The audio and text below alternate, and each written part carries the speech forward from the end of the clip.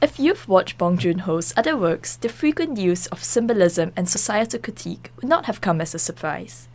And as for those of you who are thinking, what have I just watched? Let us try to break it down for you. Shaking Tokyo brings us to the life of a man turned hikikomori who has literally never left his house in 11 years, relying on deliveries to sustain himself. A brief second of eye contact, and a timely earthquake during one of these pizza deliveries literally shakes him out of isolation, leading him out of his home onto the empty streets of Tokyo. Akin to when a spark is felt between two people, this moment of connection is symbolized by an earth-shaking phenomenon, reminding us of the importance of human connection, even if sometimes all we want to do is ignore the fact that, people exist. But you can't feel the importance of human connection without true isolation, and our hikikomori brings isolation to its extreme. The film starts with our protagonist on the toilet, pressing a circle onto his hand. On the surface, it seems like the kind of thing one does when they have forgotten to bring their phone into the bathroom, but the intensity of his expression makes us wonder, could there be something significant about this? The opening shots establish our main character's obsessive hoarding habits and his daily routine. Here, we can see how the circle literally represents the cyclic nature of his solitary life. He wakes, then eats, then reads, then sleeps, and somewhere in between. This kind of life might seem tranquil. After all, the guy's house is tidy, he's clean and clothed, thank God. All in all, he seems pretty sane, but his every word and action disguises a darker and starker sense of loneliness. When you are alone, time seems to lose its meaning. The passage of life becomes blurred and non-linear, emphasized by the unbroken shots that are sped up and slowed. Hoarding and organizing gives him a semblance of control over his life, his dignity, and serves as a marker for time. Our hikikomori seemingly tries to justify this miserable existence by elevating it to a form of art.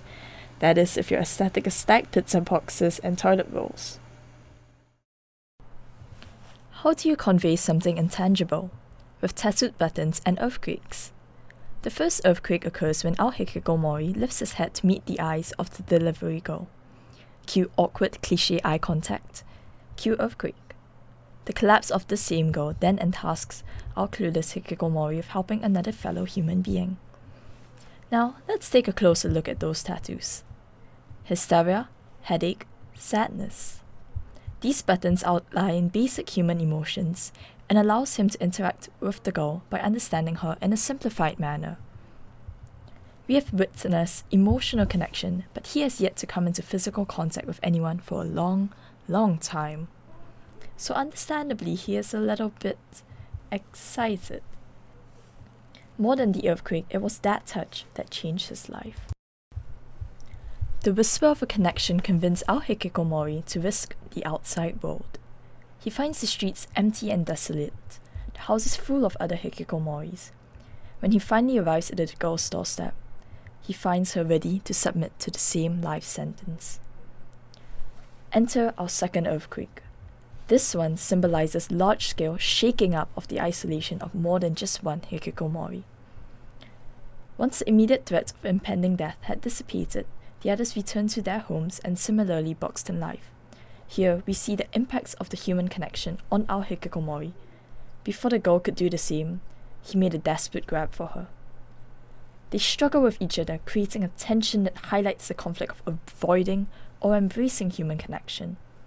Eventually, he presses the love button, and she stops struggling, perhaps very literally touched by that gesture.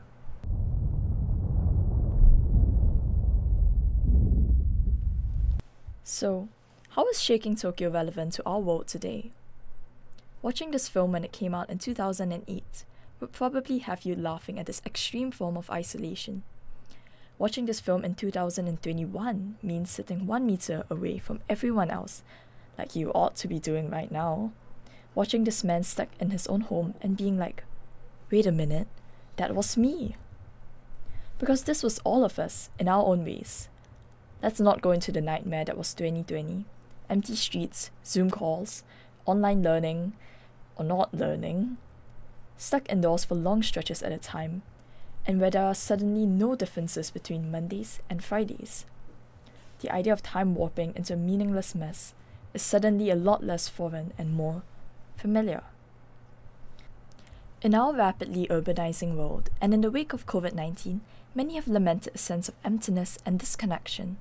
We see glimpses of this in part of the film that hint at a post-apocalyptic, futuristic world devoid of human interaction. In a strange sense, instead of being shaken out of our homes, we are now shaken into them.